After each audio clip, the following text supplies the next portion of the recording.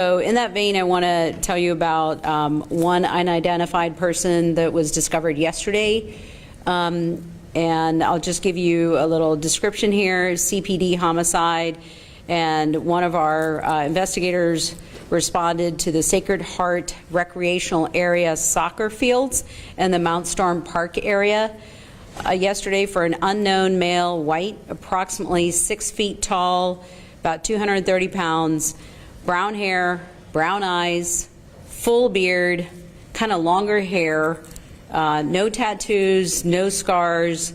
I think we said he was about 30-ish age group, wearing black, there were black framed glasses, but nothing distinctive about them, black pants, black jacket, and a black backpack with no identifying marks on any of those. And fingerprints and facial recognition were unsuccessful with identifying this person. So we're asking anybody who might know or is missing a friend or relative, haven't heard from him, if you could please give our office a call. The phone number is 513-946-8700, where we would need some help identifying this young man. Any cause of death, Dr. Smarko, on that one, or is it too early to know? Well, we do have a cause of death right now. All we're going to say is we don't suspect foul play. So it's just, you know, we're not looking to criminally charge anybody. We just need to identify this young man. And you said Mount Storm. I'm not sure where that was. Well, it's actually maybe not Mount Storm Park in particular, but if you're going down Lafayette, there are some soccer fields off of there, and down in that soccer field area. Yeah. Dr. Smarko, you say fingerprints, facial recognition unsuccessful. Is this because this person has been dead for a while? Or? No. Okay. No, this person has not been dead for a while. It was he was found pretty quickly after his death. So it's just there's nothing in the system. Yeah.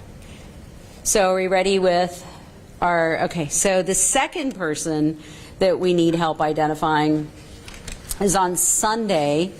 As you all know, because we've been getting phone calls and requesting information about this, there were bones found in the Delhi area, but literally across the street from this Cincinnati margin. So don't know if he came from Delhi or the Cincinnati area. But I know there's been a lot of speculation about 2 or 3 or multiple bodies, but it's one body. And we did have an anthropologist that came out to help us in trying to identify him.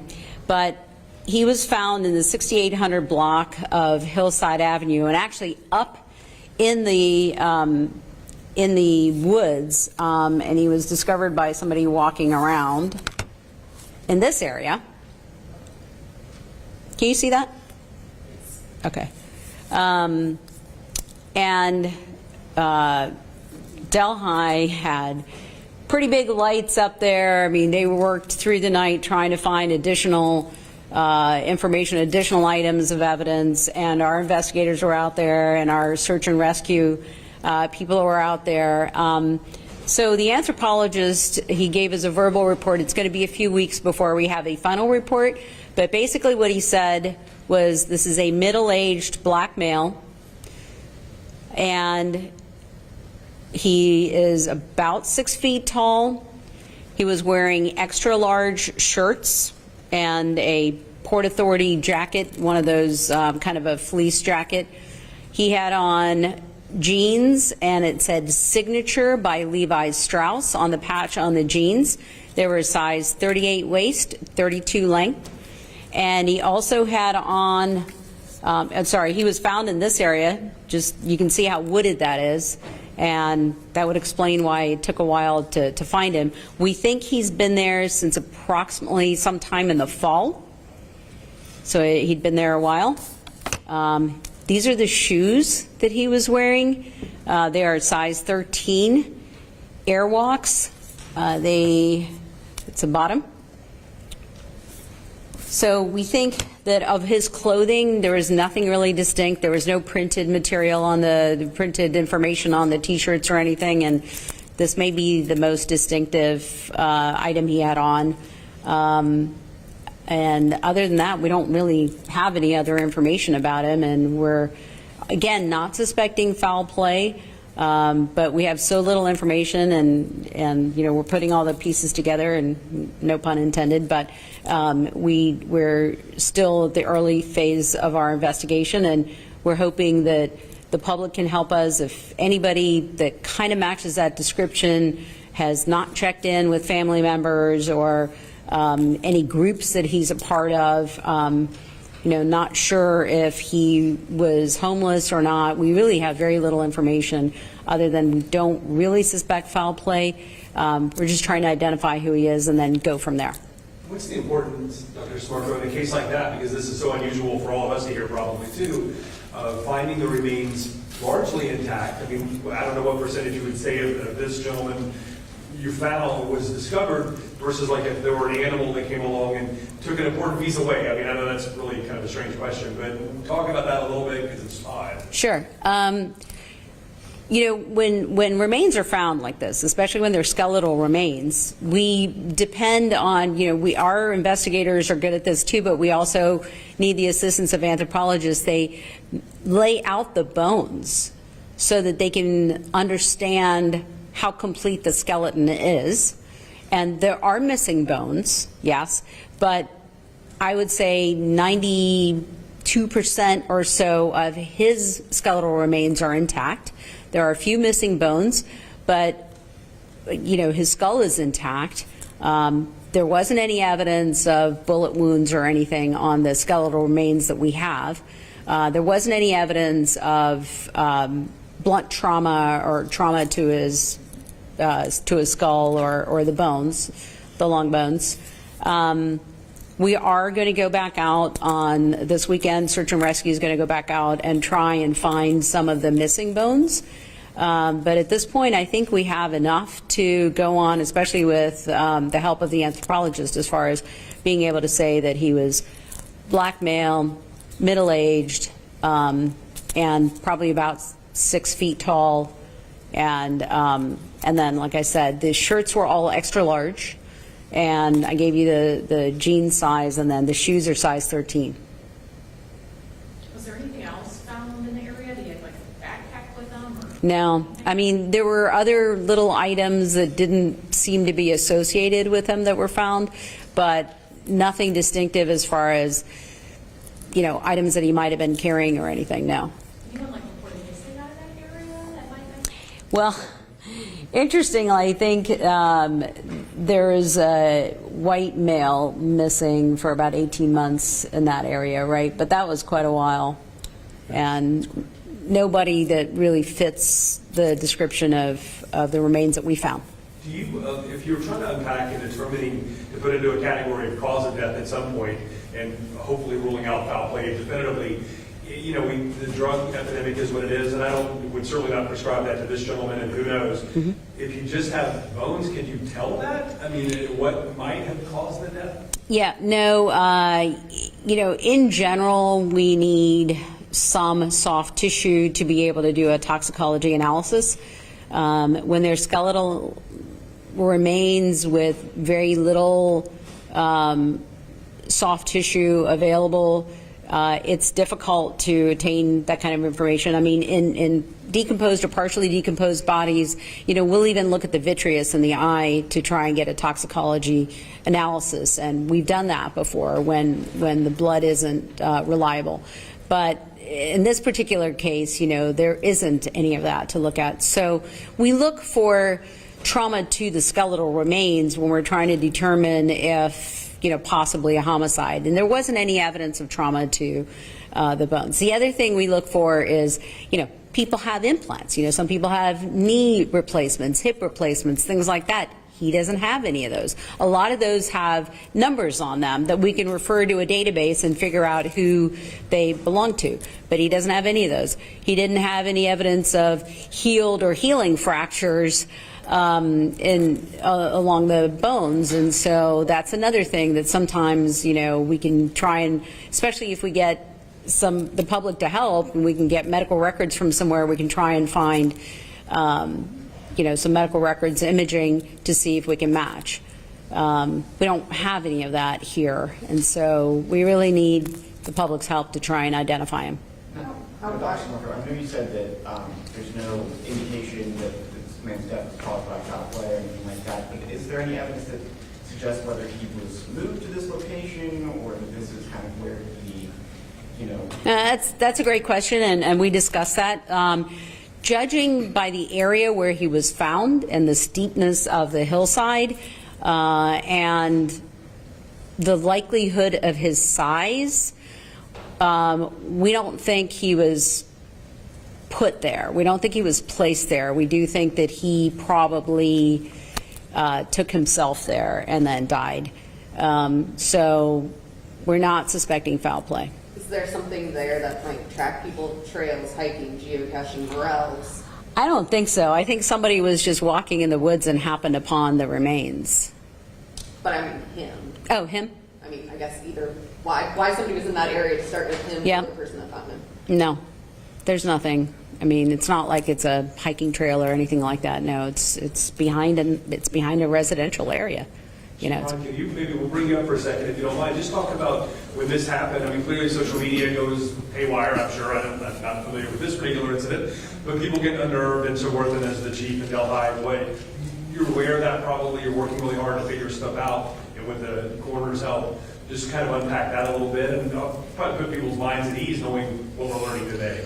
I think the most important thing is I'd like to thank Dr. Smarko for her team and everything they did to help us out. But to answer your question, obviously, no foul suspected. I mean, I got to be honest with you, our staff had a hard time actually traversing the area ourselves.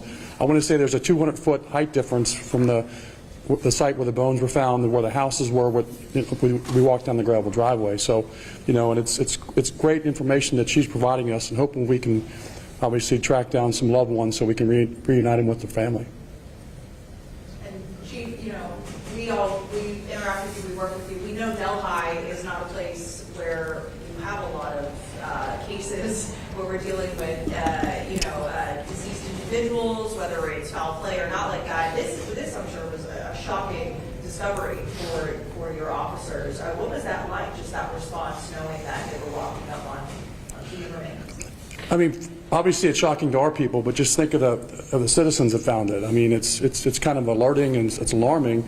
I have full faith in our people, and I'm maybe putting pressure on them that we need to track down everything. But it's an investigation we have to conduct, and Dr. Smarko is providing us with a lot of information, and we need the public to help us with this. And it's just one of the things that hopefully if somebody recognizes the shoes, or if they haven't spoke to a loved one in a while that matches that description, that'd be fantastic. But the main thing I always like to portray is no foul play suspected. There's no reason for people, their security or sense of being okay to be heightened in any way, shape, or form.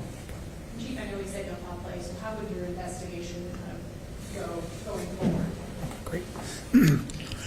Well, like any investigation. Okay, my name is Joe Macaluso, Macaluso, Lieutenant Investigations for Delhi. So the first thing we will do is we always work in conjunction with the coroner's office on these types of investigations. Primarily, they do like an internal investigation. We do the external investigation.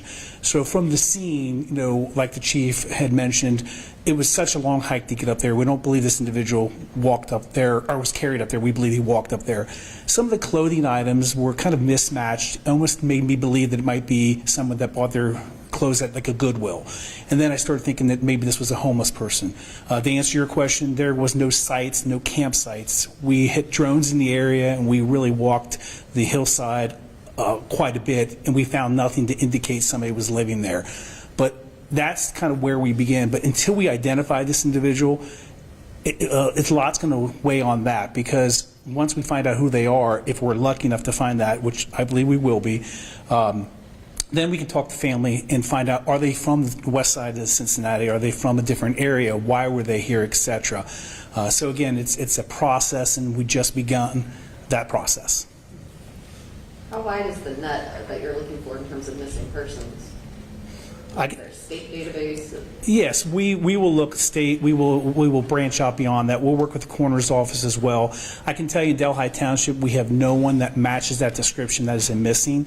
We will now work with the city of Cincinnati and surrounding areas to find out whether they have one.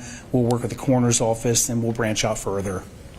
Well, the other important thing is there were no abandoned vehicles in or near this area, so that's another piece. Going back 6 months or all the way to the fall? Not that we know of at all in this area. So, and it's the same thing with our Mount Storm case and on Lafayette. There were no abandoned vehicles in the area there either. So that's another thing we would look at, is to see if, you know, somebody had driven up there, and that wasn't helpful either. So this is a very early stage, but the fact that we have not been able to identify these two gentlemen is why we've approached you guys for some help. Even though it has, you know, it's only been since Sunday for the Delhi case, and then just last 24 hours for this last one, but we know enough at this stage to know that we've sort of exhausted what we can on the immediate aspect of the investigation, and so now we branch out. We will reach out to BCI. You know, we've reached out to them in the past for help on identifying unidentified people, but our best approach to this is somebody in the area must know something, must be missing a loved person, a loved one, and, you know, we're asking for some help. Anybody you haven't talked to in a while, anybody who hasn't touched base with you, anybody you haven't heard from since the fall or summer last year in the case of our Delhi gentleman, or anybody who hasn't touched base with you even in the last week with a gentleman discovered off of Lafayette Avenue. You know, it'd be really helpful to get some information, or if you've been worried about somebody, you haven't heard from them, you know, please reach out to Cincinnati Police in the case of the Lafayette, Delhi Police in case of the Delhi case, or even Cincinnati Police in the case of the Delhi case, because we're not sure he was from Delhi. I mean, the Cincinnati corporation limit was nearby, so he could have wandered from there. And then, of course, our office at any point, if you have any information, and we will be happy to share that with our law enforcement partners and see what we can find. A man found yesterday, how was he discovered? Again, somebody walking in the woods looking for deer antlers and whatnot, and just happened upon him. Okay, the one in Lafayette? Yes. Yeah. Yeah. It's actually a very similar kind of situation. People were just walking in the woods, and, you know, and we don't want to alarm the public. You know, we're not expecting you to just go walking in the woods and the trail and think you're going to be happening upon skeletal remains or a body, but it just so happened that the timing of these but we're not, you know, we're not thinking that there's any foul play, so we're not thinking that this is something anybody. So yes, public, do not fear that there is something nefarious going on in the area. We don't believe that. So it's an antler search in both cases, right? Essentially, people walking in the woods, you know, looking for different things. But yeah, I mean, looking for antlers and things. This is time of year, apparently. How unprecedented it is to have two no such foul play, unidentified people this close together. It's pretty rare for us. I mean, we usually have an occasional case. We haven't really had two, you know, within 24 hours of each other. Yeah, pretty rare for us. And how unprecedented is it to not be able to identify remains?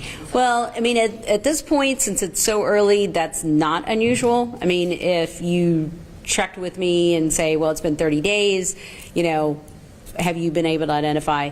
That would be a little bit, I think, a little bit more rare for us. We usually get some answers, but we're reaching out because in the case of the body found off of Lafayette, it's only been 24 hours, not even quite 24 hours, but the fact that we've been able to get nothing off of his fingerprints and facial recognition tells us that our initial phase of investigation has not been able to identify him. So this is the time we reach out to the public to see if anybody's been missing and give us some direction on which way to go. And then in the case of the skeletal remains, that takes longer a lot of times because, you know, if nobody comes forward, we're still looking into, like I said, in his case, there are no identifying medical implants. You know, there is no identifying imaging from medical records that we could have received because we don't know who it might be to even request those medical records to look.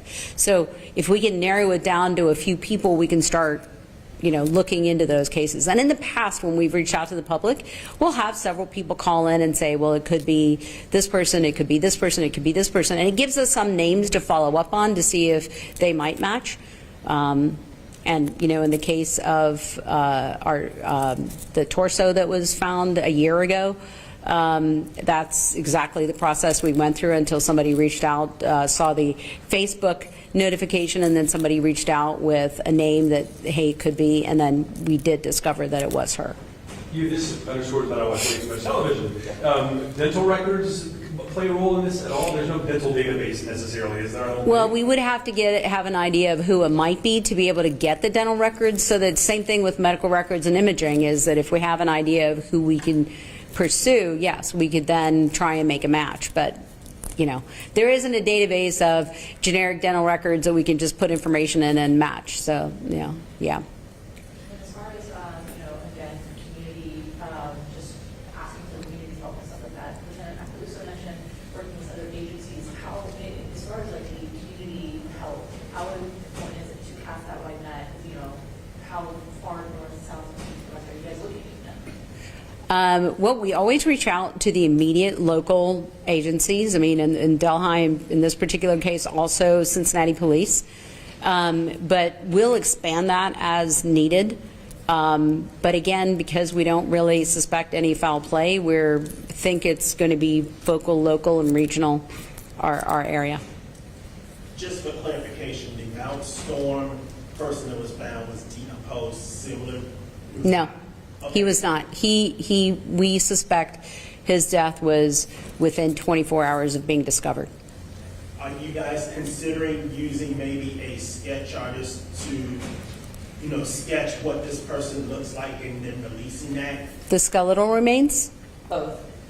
Well, we have photos of the young man from Lafayette. Like I said, he has long hair and he has a beard, and so we have photos of him that would be recognizable. And but the skeletal remains, yes, we would. And we've done that in the past, is we get to a stage where we've exhausted all of our investigations, and then we'll ask for a sketch artist to try and come up. And in the past, we've done like a CT of the skull, and then had a sketch artist working with digital reconstruction to see what the face might have looked like. I mean, I know you have pictures of the Mount Storm person, but I assume you're not going to release those. Not at the moment. Not at the moment. So I think he was saying, are you going to release a sketch of the photos of that person that people recognize? For now, I think this is just within 24 hours, so we're trying to see how much information we can get here, but that would be the next step. And, you know, his family, we have to know who they are to notify the family. And so I hesitate to release photos of him when family hasn't been notified, and I don't want that to be an incredibly distressing thing for the family. So we're trying to be careful about getting the appropriate information before, and then contacting the family directly before we do anything like that, if we can. Is this sort of like a situation where you wouldn't have really had a press conference about him today if you weren't already having? Yes, Yeah. that is, yeah. So since we were discussing the skeletal remains, we thought we would just put this information out there too. Because this is so early. You know, we might get some real information as to who he is in the next 48 to 72 hours, but it doesn't hurt to ask the public to help. It might happen even faster. Great. And if you do get something on this more recent one, or either of these two in the next handful of hours, we'll all be filing reports for this evening. Just let us know. Absolutely. It No. will totally change the nature of what we do. Absolutely. What we say. We will share with you if we do. But obviously, when we get that information, we have to do our due diligence to make sure that that's who it is true, before we too, put right. that information out there. You know, we don't want to get that wrong. Good point. Yeah. Any other questions? Thank you all so much for coming. Really appreciate it. On behalf of Delhi Police and our office, we appreciate you being here. Thank you. Thank you. Share the pictures from the slides? Yeah. we can do that. How would you get those? Andre, you want to send photos? Yeah. Yeah, you want me to, did you learn